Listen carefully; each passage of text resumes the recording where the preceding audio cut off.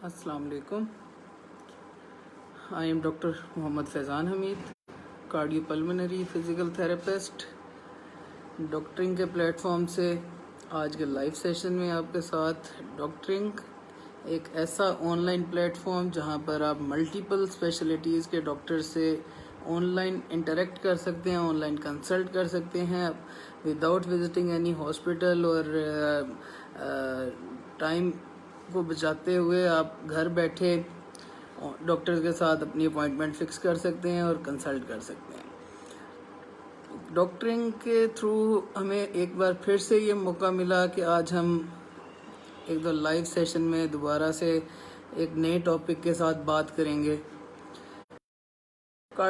जैसे कि मैंने अपना इंट्रोडक्शन में बताया कि मैं कार्डियोपल्मोनरी फिज़िकल थेरेपिस्ट हूँ, तो बेसिक मेरी फुल पहली ट्राई ये है कि हम कंप्लीट करें टॉपिक्स को जो कि कार्डिक रिलेटेड हैं, जिनमें फिजियोथेरेपिस्ट का रोल है।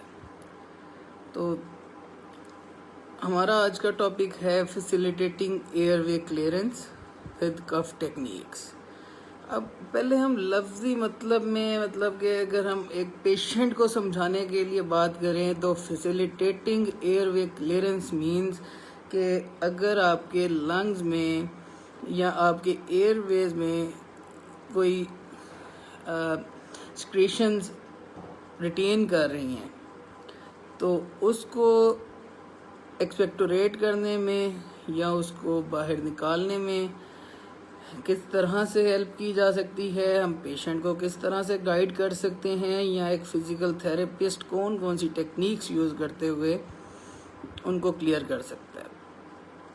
तो इस टॉपिक की तरफ आने से पहले हमें ये पता होना चाहिए कि हमने एयरवे क्लियरेंस टेक्निक्स कब कब यूज़ करनी है। एक तो हमने बात कर ली कि हम एयरवे क्लियरेंस टेक्निक यूज़ करेंगे जब पेशेंट अगर स्पाइनल कॉर्ड इंजरी का है या न्यूरोमस्कुलर डेफिसिट का पेशेंट है, तो उसके अंदर आपके जो मसल इंस्पायरेटरी और एक्सपायरेटरी मसल्स हैं वो भी वीक हुए होते हैं, और दूसरा लंग वॉल्यूम आपके कम हुए होते हैं, और जितनी सिक्रीशंस होती हैं वो रिटेन कर रही होती हैं लंग्स के अंदर, जो कि सांस लेने में मुश्किल पैदा करती है। जितना लंग्स में से सिक्रीशंस को एक्सपेक्टोरेट होती रहेंगी, लंग्स क्लियर रहेंगे, उतना सांस लेना पेशेंट के लिए आसान रहेगा। तो अब अगर देखें तो नॉर्मली कहा यह जाता है कि खांसी कफ के ज़रिए सिक्रीशंस को स्क्रीट आउट किया जा सकता है। ये एक नॉर्मल इंसान को, अगर हम नॉर्मल एक पेशेंट है जिसको सिक्रीशंस हैं, तो हम उसको गाइड करेंगे कफ टेक्निक, जो वो खुद इटसेल्फ कफिंग के ज़रिए एक्सपेक्टोरेट कर सके। सबसे पहले फिर अगर हम कफ की बात कर लेते हैं तो हम कफ की स्टेजेस को देख लेते हैं कि कफ प्रोड्यूस कैसे होती है। कफ प्रोड्यूस करने के लिए हमारे पास 4 स्टेजेस है। सबसे पहली स्टेज में पेशेंट या कोई भी ह्यूमन बीइंग पूरा अच्छी तरह से इंस्पायरेटरी फेज है, जिसके अंदर डीप सांस लेता है, एयर को अंदर ज़्यादा भर लेता है, जिसके साथ इंट्राथोरेसिक प्रेशर बढ़ सके और इतनी एयर हो कि जो फोर्सफुल एक्सपेंशन प्रोड्यूस कर सके, सांस अंदर खींचा। अगली स्टेज है ग्लोटस क्लोयर की, मतलब कि वोकल कॉर्ड्स पर जो ग्लोटस क्लोयर हुआ उस एयर ने अंदर रिटेन किया। फिर ग्लोटल ओपनिंग की स्टेज है, and the fourth one is the forceful expansion या फोर्सफुल एक्सपेक्टोरेशन। जो एयर अंदर लंग्स में इंट्राथोरेसिक प्रेशर बढ़ा रही है या जो एयर अंदर लेकर गए हैं उसको फोर्सफुली बाहर निकालना। जब उसको फोर्सफुली बाहर निकालेंगे तो दिस विल बी अ कफ। जो खांसी आएगी उसके साथ आपकी इंट्राथोरेसिक प्रेशर बढ़ा हुआ होगा, तो उसी के साथ आपकी जो सिक्रीशंस हैं, जो म्यूकस है, वो भी बाहर मूव कर जाएगा। ये तो हमने बात कर ली एक सिंपल कफ टेक्निक की, और हमने ये भी देख लिया कि कफ टेक्निक्स की ज़रूरत किन पेशेंट्स को है जो कि अपने आप सिक्रीशंस रिटेन कर रहे हैं, उन्हें हम कफ टेक्निक्स गाइड करेंगे। या जिनके लंग वॉल्यूम्स डिक्रीज किए हुए हैं, या जो कि मसल वीकन हुए हैं, जिस तरह स्पाइनल कॉर्ड इंजरी के पेशेंट्स हैं, उनका मस्कुलर कंट्रोल लूज हुआ होता है, वो सेल्फ एक्सपेक्टोरेशन की तरफ जा ही नहीं पा रहे होते। उनके अंदर फिर हम क्या करेंगे, हम मैनुअल असिस्टेड कफ टेक्निक्स की तरफ जाएंगे, जो कि हमारा बेसिक आज का मेन टॉपिक था, मैनुअल असिस्टेड कफ टेक्निक्स। इसके अंदर सबसे पहले हम देख लेंगे कि हमें ये पता होना चाहिए कि हम ये कैसे जज कर रहे हैं कि पेशेंट की चेस्ट के अंदर सिक्रीशंस रिटेन की हुई हैं या नहीं है, या मतलब कि वो क्लियर है। तो ये बेसिकली क्लिनिकल प्रेजेंटेशन के थ्रू, मतलब क्लिनिकली जो हम डायग्नोज कर सकते हैं। चेस्ट के भारीपन पेशेंट आपको बताएगा, आप स्ट्रेथ के साथ सुनेंगे या वैसे भी सुनने पर आपको सिक्रीशंस की आवाज़ गले में और मुंह चेस्ट में आपको फील होगी कि कोई अंदर फ्लूइड एक्यूमुलेटेड है या कुछ है। क्रैकल साउंड आपको ऑस्कल्टेशन पर, स्ट्रेथ से ऑस्कल्टेट करने पर आपको चेस्ट से क्रैकल साउंड्स आएंगे। पेशेंट हाइपोक्सीमिया की तरफ जा रहा होगा, मतलब कि ऑक्सीजन लेवल उसका ड्रॉप कर रहा होगा। ऑक्सीजन लेवल क्यों ड्रॉप कर रहा है कि लंग्स के अंदर जब एक्सक्रीशंस जमा हैं तो पेशेंट सांस पूरा नहीं ले पा रहा, डीप ब्रीथ नहीं कर पा रहा, ऑक्सीजन अंदर स्टे नहीं कर रही, ऑक्सीजन एब्जॉर्ब नहीं हो रही, तो हाइपोक्सीमिया की तरफ जाएगा।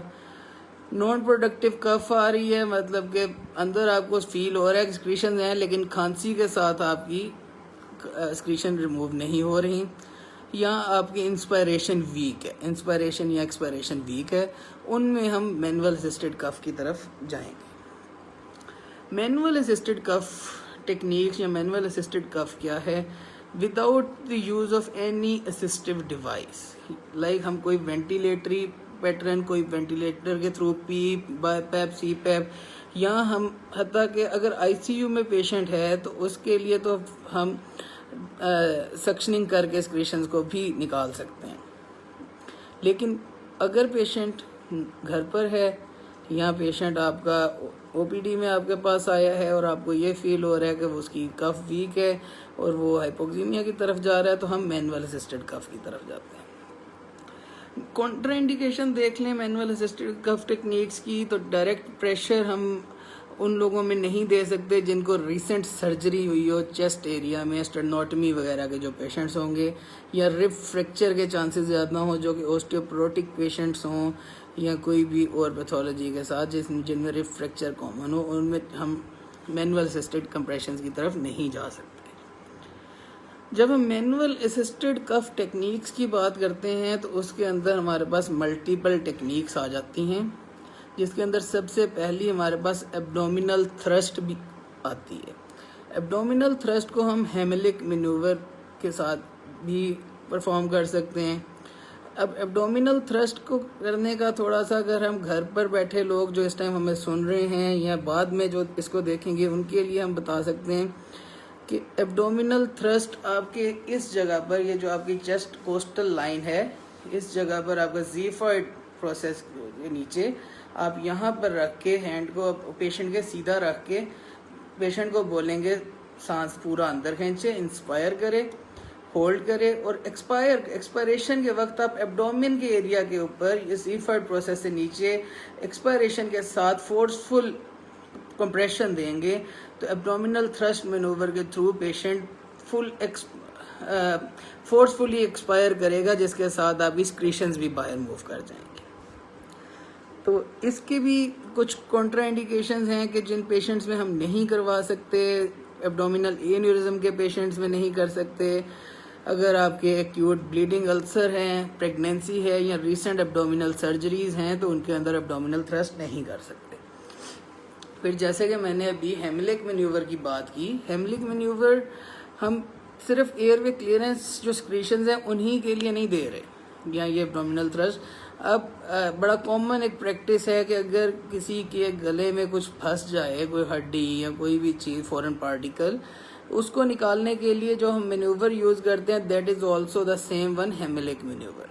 छोटे बच्चे जो हैं, अगर उनमें कोई चीज़ फंस जाती है फॉरेन बॉडी, तो उनको हम अपनी फोर आर्म के ऊपर उल्टा लिटा कर पीछे से टैपिंग कर सकते हैं। जो कि एडल्ट्स हैं उनके अंदर Heimlich maneuver, this is the Heimlich like, ये इस जगह पर पेशेंट के वही जीफर्ड प्रोसेस पर रख के inward and upward, this is the position, inward and upward move करवाएंगे। लेकिन एक चीज ध्यान में रखनी है, जब भी अगर किसी के कुछ फॉरेन बॉडी स्ट्रक हो जाती है और एयरवे ब्लॉक कर रही होती है, आप तब तक हेमलिक मैन्यूवर की तरफ नहीं जाएंगे जब तक पेशेंट खुद से स्ट्रॉन्ग कफ कर रहा है। अगर वो स्ट्रॉन्ग कफ कर रहा है तो फर्स्ट प्रायोरिटी होगी कि वो कफ के थ्रू एक्सपेक्टोरेट कर दे उसको या निकाल दे। अगर उसकी कफ वीक हो रही है देन हम हेमलिक मैन्यूवर की तरफ मूव ऑन करेंगे। ये हेमलिक मैन्यूवर की तरफ मूव ऑन करने के बाद वो एक्सपेक्टोरेट कर देगा, लेकिन उसके साथ भी उसको बार बार कफ के लिए गाइड करेंगे, कफ करें।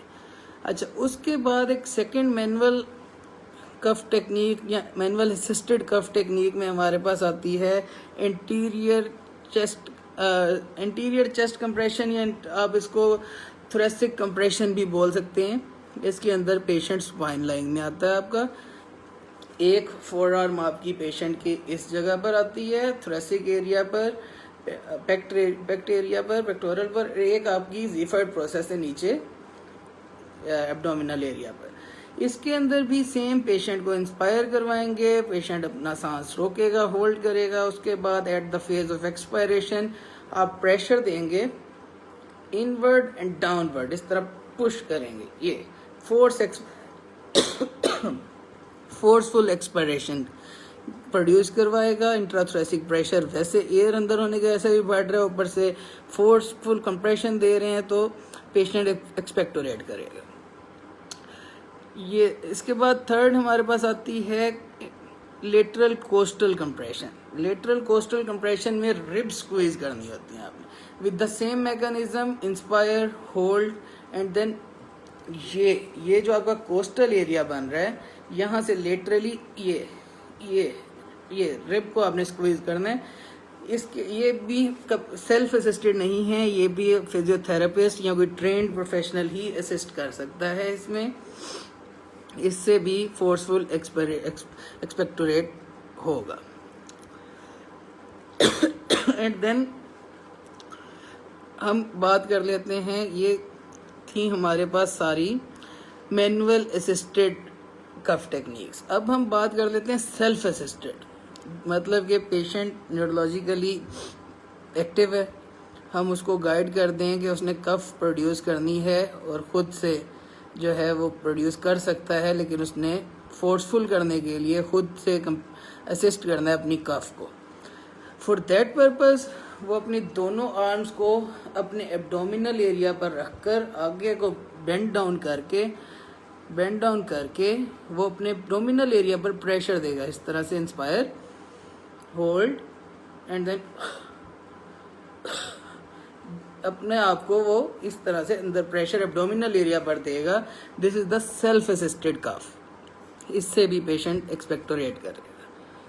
अच्छा, अब हम एक टेक्निक पढ़ते हैं या एक टेक्निक फिजियोथेरेपिस्ट यूज करवाते हैं, हफ कफ टेक्निक या हफिंग एंड कफिंग टेक्निक भी उसे बोला जाता है।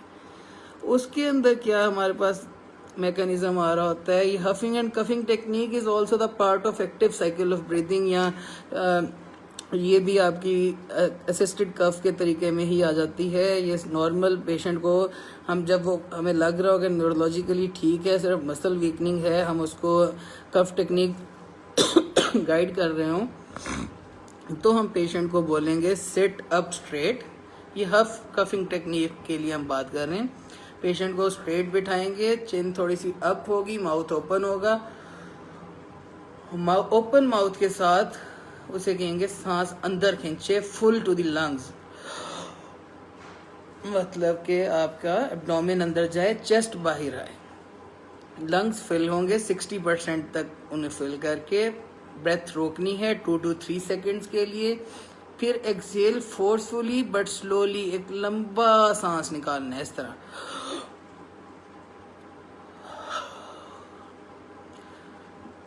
ये हमारे पास एक हफ हो जाएगा। इसको 2 से 3 दफ़ा हमने रिपीट करवाना है। उसके बाद जो आपने 2 दफ़ा रिपीट करवाने के बाद third time with the same manoeuvre patient को कहना है कि स्ट्रॉन्ग कफ करे। जब 2 से 3 दफ़ा हफ करने के बाद वो कफ करेगा, जो हफिंग का हमने पहले देखा, long slow and forceful and long slowly वो एक्सपायर कर रहा है, उसके साथ जो आपके स्मॉल एल्व्यूलाइज हैं वहाँ से लार्ज एल्व्यूलाइज या लार्ज एयरवेज, स्मॉल एयरवेज से लार्ज एयरवेज की तरफ आपका म्यूकस मूव कर जाएगा। जब लार्ज एयरवेज की तरफ 2 दफ़ा करने से मूव कर जाएगा, देन जब हम 3rd टाइम कफ करवाएंगे, हफ की जगह कफ करवाएंगे, तो उसमें पेशेंट लार्ज एयरवेज से एक्सपेक्टोरेट कर देगा, स्मॉल एयरवेज से डायरेक्ट एक्सपेक्टोरेट करना पॉसिबल नहीं होता। तो इस पूरे साइकिल को हफ एंड कफ के पूरे साइकिल को 4 to 5 टाइम्स पेशेंट रिपीट करेगा इन अ डे, तो उसकी एयरवे क्लियरेंस इम्प्रूव होगी। ये हमने हफ एंड कफिंग टेक्निक देख ली, पेशेंट को हम गाइड कर देंगे इसके अकॉर्डिंग, पेशेंट खुद कर सकता है परफॉर्म, इसको पहले सुपरवाइज्ड कर रहे हैं हम, उसके बाद पेशेंट इंडिपेंडेंट भी कर सकता है इसे। अच्छा, देन अब हम बात कर लेते हैं एक्टिव साइकिल ऑफ ब्रीदिंग की। अच्छा, जो भी पेशेंट किसी पोस्ट सर्जरी की बात करें, किसी भी जनरल एनेस्थीसिया से रिकवर हो रहा होगा, उसके लंग्स में वो लंग्स कोलैप्स की पिक्चर देगा, उसके अंदर एल्वेलाइज आपके लंग्स के अंदर सिक्रीशंस रिटेन कर रही होंगी, उन सब के अंदर कफिंग बहुत ही बेनिफिशियल है। अगर पेशेंट आपका प्रॉपर कफ करने लग जाए तो दैट मीन्स कि वो अपनी बहुत जल्दी लंग्स को वापस एक्टिव साइकिल में ले आएगा। अच्छा, अब हम बात करते हैं एक्टिव साइकिल ऑफ ब्रीदिंग की। एक्टिव साइकिल ऑफ ब्रीदिंग में हमारे पास 3 स्टेप्स हैं। सबसे पहला स्टेप, पेशेंट को हम रिलैक्सेशन के लिए यूज़ करवाते हैं, ब्रीदिंग रिलैक्स करने के लिए, ब्रीदिंग कंट्रोल बोल। उसके अंदर पेशेंट को simple controlled breathing, slow breathing सिखाते हैं।